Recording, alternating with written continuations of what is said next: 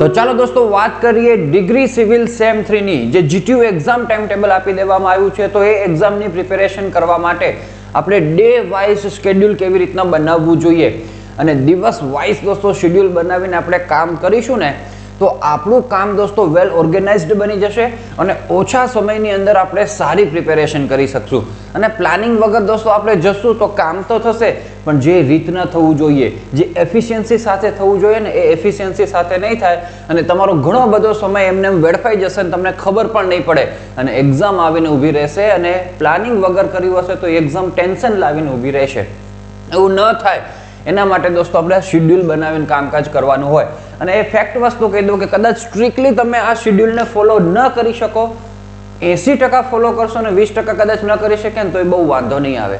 Even 30% follow ન કરી શક્યા, 70% જ ફોલો કરશો તોય તમારું ઘણું બધું કામ આસાન થઈ જશે. આ તો મેં એકદમ આઈડિયલી કીધેલું છે, બરાબર. આ રીતના તમે સ્ટ્રિક્ટલી ફોલો કરશો તો બહુ સારું તમે છે એ રિઝલ્ટ પ્રાપ્ત કરી શકશો. અને આપણે આપણા ક્રેશ કોર્સની અંદર પણ દોસ્તો આ શેડ્યુલ એ ફોલો કરવા માટે જવાના છીએ. તો ચાલો શુભ શરૂઆત કરીએ દોસ્તો.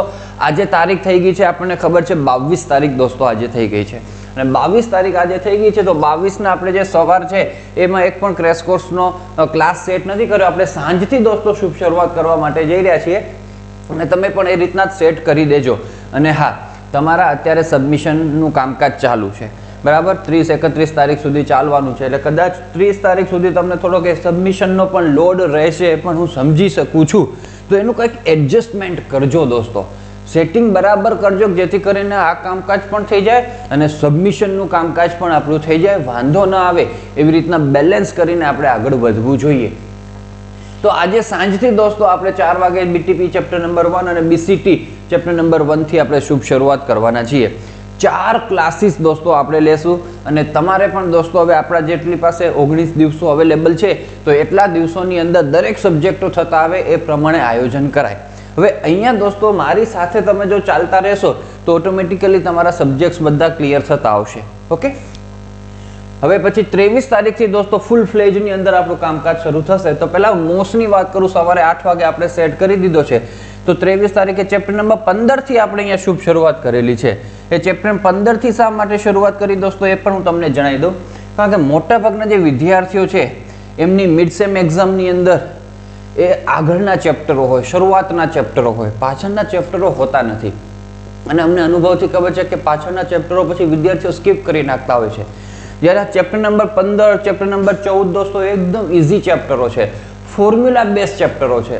આ ચેપ્ટરો જો તમે વ્યવસ્થિત ફોર્મ્યુલા સાથે સમજી જાઓ ને તો રોકડા દોસ્તો આનો 7 માર્ક્સનું ન્યુમેરિકલ પૂછાય છે, આરામથી આપણે કરી શકશું. એટલે મેં રિવર્સથી ચાલુ કર્યું છે કે પાછળના ચેપ્ટરો કે જે તમારા માટે અનટચડ રહેલા છે અત્યાર સુધી એ પહેલા કવર થઈ જાય, બરાબર ને. આગળના જે ચેપ્ટરો છે કોપ્લાનર, કોનકરન્ટ ને નોન કોનકરન્ટ ને સીજી વાળા ને રિએક્શન્સ વાળા ને એ તો લગભગ બધાને આવડતા જ હોય. 70% તો આવડતા હશે, 30% જે ડાઉટ હશે એ આપણા લાઈવ ક્લાસીસની અંદર દોસ્તો છે તમારા ક્લિયર થઈ જશે. ઓકે, એટલે પાછળના ચેપ્ટરોથી દોસ્તો આપણે મોસ્ટની અંદર ખાસ શરૂ કર્યું છે અને સૌથી વધારે સાચવવા જેવો સબ્જેક્ટ હોય તો એ એમઓએસ છે. પછી જીઈનો વારો આવે ને, આ બે તો ઠીક વસ્તુ છે, બરાબર. તો એ રીતના ચેપ્ટર 15 થી આપણે શરૂ કરશું. પછી 24 તારીખના દોસ્તો જો સન્ડે છે, સન્ડેના આપણે કશું જ રાખ્યું નથી. એનું એક રીઝન છે.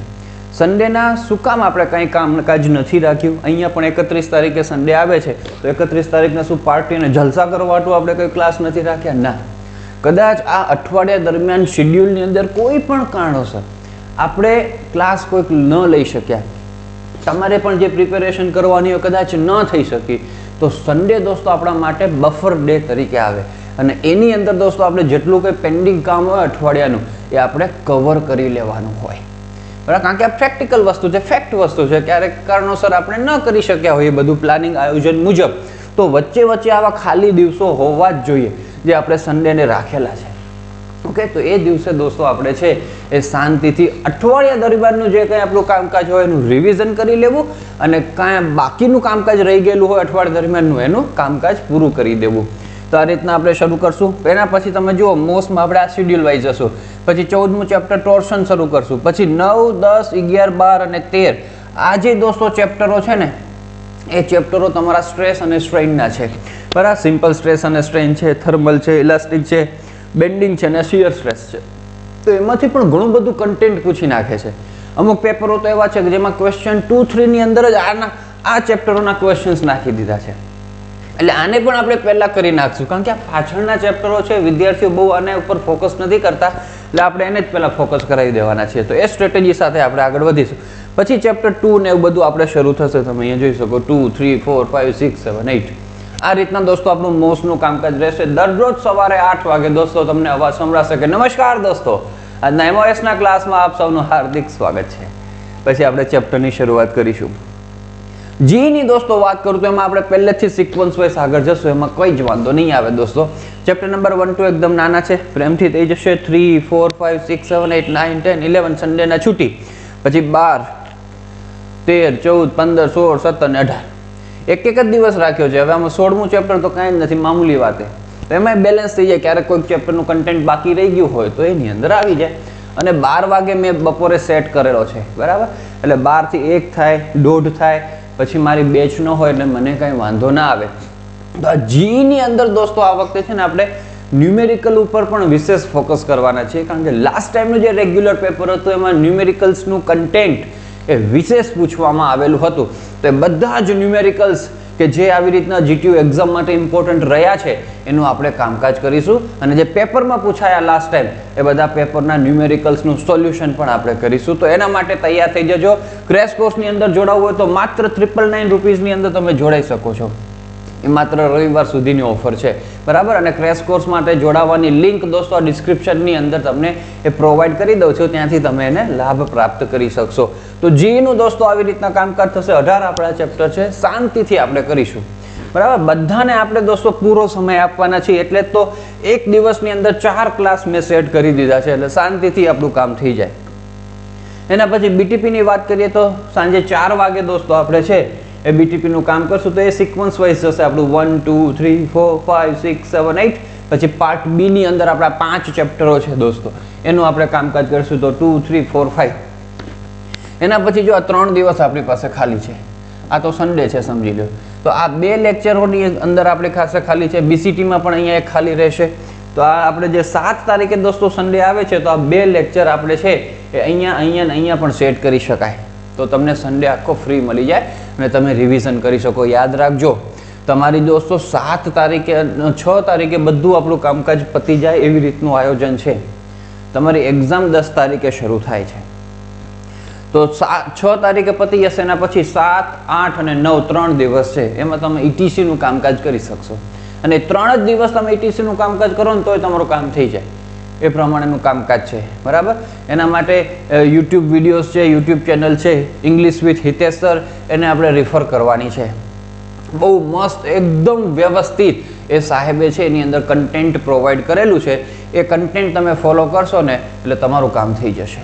ઓકે, એટલે ETCની એવી રીતના આપણને ટેન્શન નથી. મેઇન ટેન્શન આપણું જે સિવિલના સબ્જેક્ટો હોય એને આપણે આવી રીતના કમ્પ્લીટ કરવાના રહેશે, બરાબર. છેલ્લે આપણે જે BCT છે દોસ્તો સાંજે 6:30 વાગે આપણે ક્લાસ રાખ્યો છે. તો એની અંદર પણ સિક્વન્સ વાઇઝ આપણે પ્રેમથી જતા જશું અને શાંતિથી આપણે અહીંયા 14 ચેપ્ટર ને 15મું ચેપ્ટર છે આગળ લેવાઈ ગયું હશે અને એ આપણે 5 તારીખે પૂરું થઈ જશે, બરાબર. આપણી પાસે આ દોસ્તો 3 ક્લાસ છે એ ખાલી પડેલા છે. એની અંદર આ 2 ક્લાસ છે, આપણે આ 2 ક્લાસ સેટ થઈ જાય તો આપણે 7 તારીખે એકદમ ફ્રી થઈ જશું સન્ડેના. એટલે તમે દોસ્તો શું કરો કે મારી સાથે દોસ્તો આની તૈયારીઓ કરતા જાઓ. જેમ કે સવારે 8 વાગે દોસ્તો મેં મોસ્ટનો ક્લાસ લીધો, તો જેવો 8 થી 9 સવા 9માં ક્લાસ એ પતે દોસ્તો, 10-15 મિનિટ મસ્ત ફ્રેશ થઈ જાઓ પાછા તમે. એના પછી દોસ્તો 12 વાગે બીજો ક્લાસ છે, તો 12 વાગ્યા સુધીમાં મોસ્ટનું જેટલું પણ મેં કામકાજ કરાવ્યું હોય ને એની એક પ્રેક્ટિસ કરી લો, જોઈ લો. કારણ કે તાજું મેં સમજાવ્યું હશે ને દોસ્તો તો એના અમુક ન્યુમેરિકલ્સ તમે ટેક્સ્ટબુકમાંથી રિફર કરી લો, જૂના પેપરોમાંથી જોઈ લો કે કેવા આવે છે.